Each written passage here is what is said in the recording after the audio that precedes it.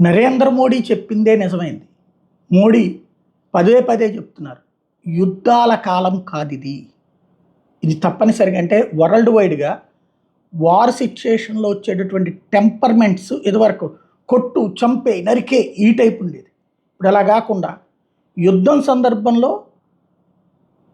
శాంతి వచనాలు ఎక్కువైనాయి.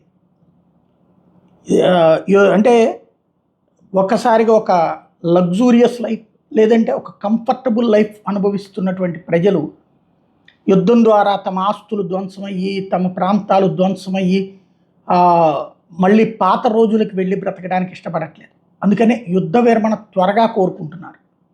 ప్రపంచంలోని అనేక దేశాల్లో కనబడుతున్నటువంటి సిచ్యుయేషన్. అందుకనినే అప్పట్లో ఇరాక్ అమెరికా యుద్ధం, కువైట్ ఆక్రమణ సందర్భంలో 6 నెలల పాటు జరిగింది.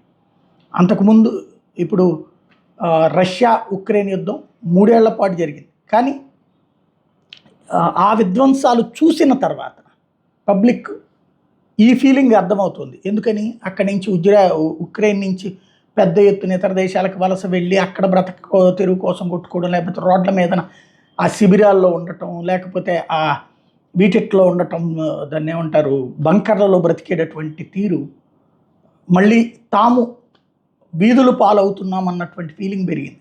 అందుకనినే నరేంద్ర మోడీ పదే పదే చెప్తున్నటువంటి మాట, యుద్ధాల కాలం కాదు ఇది, బుర్రలతో పనిచేసేటటువంటి కాలం.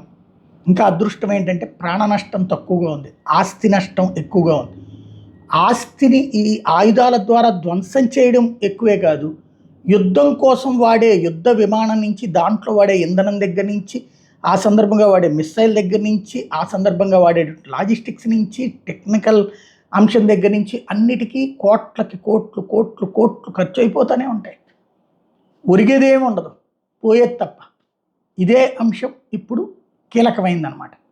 మోడీ అందుకే ఆ పదం పదే పదే చెప్తూ వచ్చారు.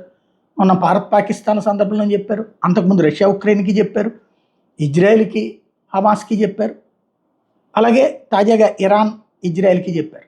ఇప్పుడు యుద్ధం మధ్యలో ఆగిపోవడం వెనకాల కూడా అట్లాంటి లాజిక్కే, అంటే ముందుగానే పసిగట్టారు నరేంద్ర మోడీ. అదే ఇప్పుడు అందరూ పాటిస్తున్నారు.